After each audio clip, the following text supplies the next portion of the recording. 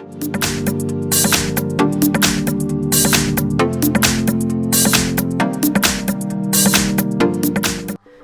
I have Samsung Galaxy S10 and let me show you how to activate blue light filter on the following device. So at the very beginning, slide down the upper bar, just slide twice to open it fully, and then pick blue light filter icon, so it's here.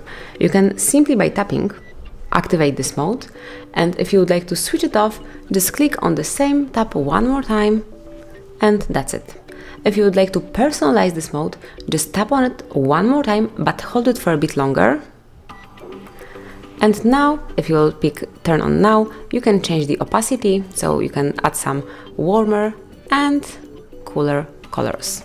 You can also turn on a scheduled, so just click here, allow, and now you can either pick the automatic mode, which is sunset to sunrise, so this mode will be on from sunset to sunrise, or you can pick custom schedule, where you can select the time manually by yourself, so you can pick the start time. It can be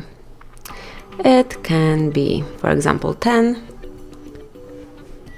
and tap on done, and the end time, it can be 8 for example. Yeah, it's here, and tap on done.